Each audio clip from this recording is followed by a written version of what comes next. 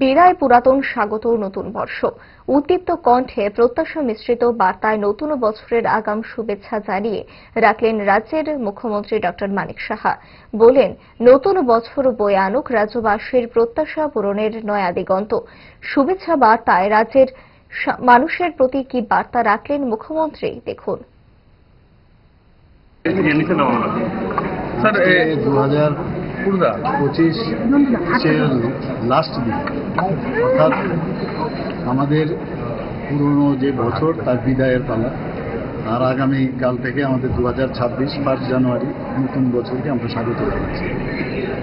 ওইটা আমাদের জন্য কি, আমরা 2025-এ আমরা কি করলাম তার হিসাব, এবং আগামী দিন আমরা 2026-এ কি করতে যাব এগুলোর উপর ভিত্তি করে কিন্তু আমরা প্ল্যান করি। তো সেটা তো একটা দিক সরকারের, আমাদের বিষয়।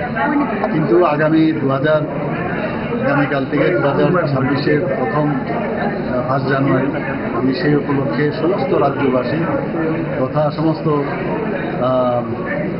দেশবাসীকে আমি হার্দিক অভিনন্দন, শুভেচ্ছা জানাচ্ছি। আর বিশেষ করে ত্রিপুরাবাসীকে আমি একটাই অনুরোধ করবো, আমরা যে নতুন ত্রিপুরার কথা আমরা যেটা বলছি, যে নতুনভাবে আমরা ত্রিপুরাকে প্রতিষ্ঠিত করব। যেসব বিষয় নিয়ে আমরা যেভাবে চিন্তা ভাবনা করছি, এটা কিন্তু সরকার একা করলে হবে না, সবাই মিলে যদি আমরা করি তবেই আমরা নতুন ত্রিপুরা আমরা গঠন করতে পারবো।